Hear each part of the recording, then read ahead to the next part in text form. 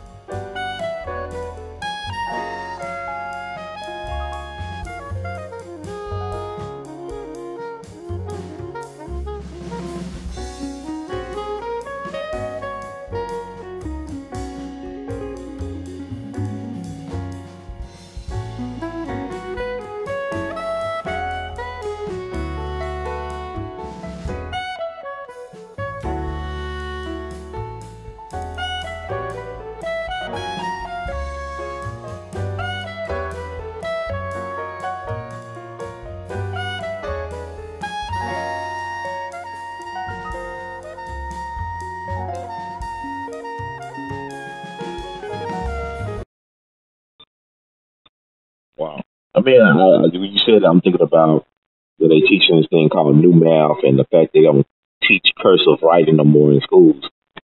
Like everything, like you say, glamorizing dysfunction and mind crap. There's so many things that, I don't think people really know. Like, for example, what are your thoughts about the full pardon of Jack Johnson in the age of Me Too and all this other stuff? What are your thoughts about that? I take it in the context of what Jack Johnson did for a lot of people. Mm-hmm. When Jack Johnson came along and he was in his prime before World War I, 1903, 1910, 1911, black folk were getting lynched on a regular basis. Jim Crow was in full force and effect. Black people didn't have any daylight at all. And here is a black Superman. He's knocking everybody out.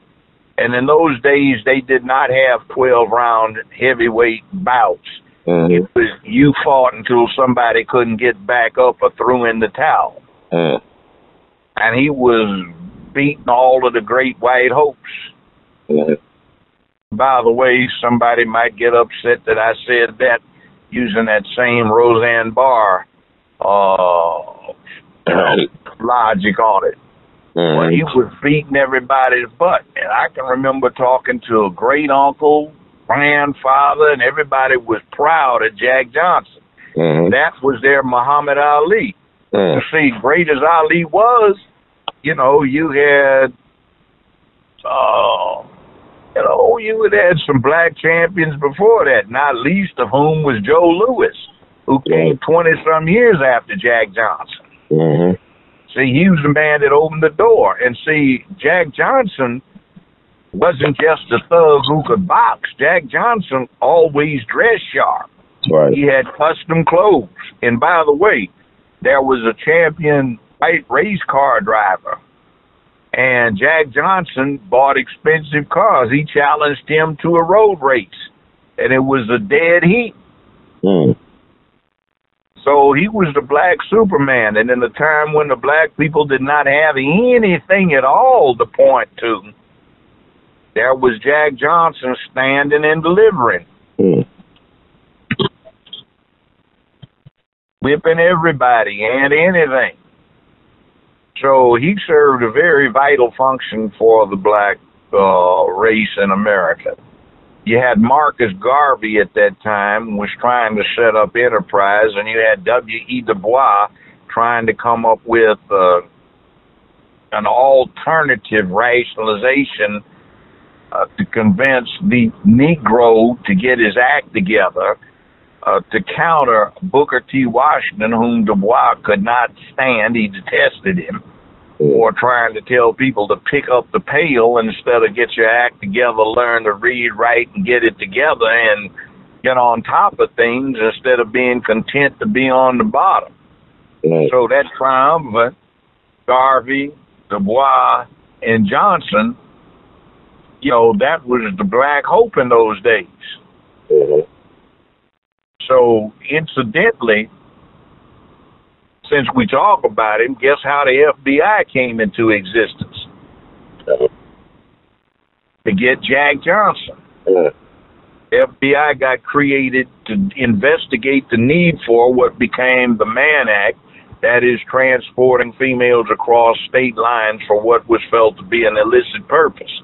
Now, depending upon who you listen to, Jack Johnson was traveling with either his wife, that the state of Georgia did not recognize as being his wife, or his girlfriend, depending upon who you listen to. Right. But they traveled across a corner of Georgia, and when they got through Georgia, they got arrested.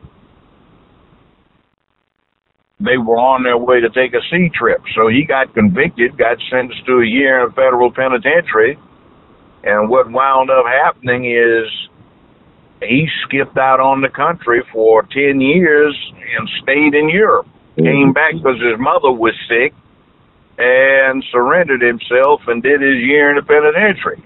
So he was in his 60s when he got killed in a car wreck in the 1940s.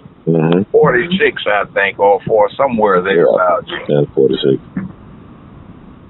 So everybody at that point was acknowledging that he set the stage for Joe Louis and ultimately Muhammad Ali and all of the other black champions. As a matter of fact, Sylvester Stallone got involved in it. I was wondering why he did it until he announced that actually the character Rocky, even though he was white, was based on Jack Johnson. And see, Congress over the years has on quite a few occasions recommended that Jack Johnson be given a full pardon. Most famously, Bush was willing to give him a partial one, and the only senator who abstained from voting for it was Barack Obama. And when Congress came up with another resolution to the president to grant a full pardon, Obama said he didn't have time to worry about somebody dead. Now, I see a lot of stuff out there on social media saying, why are we worried about somebody dead? Well, they've heard of Marcus Garvey.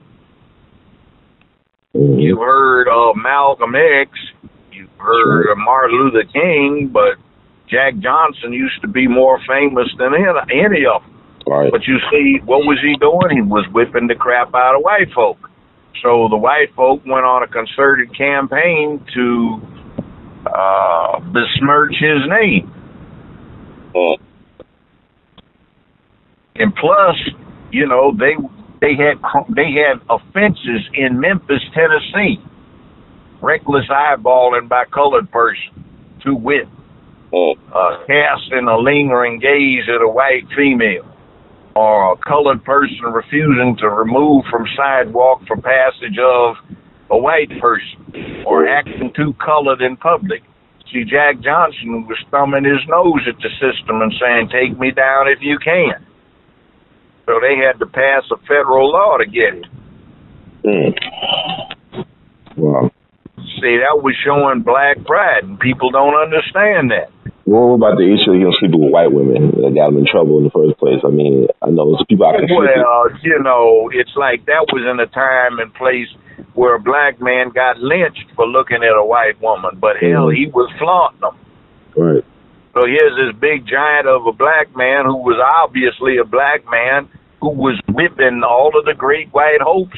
And here he is, Superman, had all these white women hanging all over him. Can you imagine the impact that was on the people? It was amazing. Like you said, they're lynching black folks every day. I mean, race riots will start if he won a fight. I mean, it's just like amazing that he would be able to have that type of fearlessness. Yeah. He had live his life. Iron balls. Yeah. I mean, he really lived his life. Yeah. But you see, you have to give him his, you got to give him his dues. So, yeah, full pardon for Jack Johnson. Now, isn't it a shame that it had to be Donald Trump instead of Barack Obama? I mean, but look who was advisors. I mean, somebody told me like Valerie Jarrett was in his ear all the time. I don't know if she told him not to sign it for him, or I think about Eric Holder, whose sister-in-law was Vivian Malone, the civil rights activist. All those sissies in that administration. Come on now. Yeah, I just don't know why they couldn't do it, man. Like, I just don't. I mean, have you ever seen these old-time films of Jack Johnson fighting? Oh, yeah. I mean, it's amazing. His brother was rough. Oh, yeah. One of my favorites. He hit people so hard they were getting knocked out of the ring. Yeah, I saw the one he did with Stanley Ketchum when they were doing a boxing exhibition in California. Stanley hit him one time. He knocked the crap out of Stanley Ketchum, knocked his teeth out. Man, he was taking the teeth out of the gloves. he was hitting folks so hard they bounced off the canvas. Yeah, he was one of the greats, and a great defensive fighter too. I mean, one of the best. I mean, people tell on Floyd Mayweather Jr. and all these guys and Ali, but he's up there. Yeah, he's a big man too. Mm-hmm. The Galveston Giant. But we don't know about. A lot of us ain't aware of that history. Like, this is what the power of the media to make people aware of someone like Jack Johnson. Like, they can have you talk about anybody, they can focus attention on one thing or whatever, and it just comes viral. Yeah, see, that's crazy. You have to understand. Black people walking down the sidewalk, staring at the sidewalk, afraid to look up because they might offend somebody white. Right. And here's Jack Johnson kicking everybody's butt and then hanging around with flaunting white women in everybody's face, and they couldn't do nothing with it. That's right. It's amazing. It's amazing. They had this great race car driver, Barney Oldfield, drove a Ford Motor Company, a race car driver. Mm-hmm. And Jack Johnson set up, whipped him. Wow. Driving a race car. Superman. That gave a lot of black pride. What would you think we reacted to in those days? I can remember, Ali, in my generation. I remember with the pride we had, float like a butterfly, sting like a bee. He wasn't being quiet and dumb and whipping folks. He was talking smack and whipping them. Yeah. I am the greatest, and then proving it. Yeah, I mean, he's a contrast with Joe Louis. I mean, like Joe Louis had to make those deals, though. I mean, he still was messing around white women, but he couldn't brag about it. He couldn't brag about being so dominant in the ring and stuff like that. He had, they made sure they had Joe Louis under control. This is 1903, 1910. Mm-hmm. The Klan is at its strongest ever, and Jack Johnson was flaunting everything. He smoked expensive $5 cigars. Right. Back when, they were looking for a good 5-cent cigar. Mm-hmm. He had custom-made suits made on Savile Row in London. Mm. And he wore fine linen and silk ties and custom-made shoes. Mm. And drove luxury cars. Oh, man. He was LeBron. He was, all of the rap stars rolled up into one, and he talked smack, too, like Muhammad Ali. Oh, he was something else. He was definitely something else.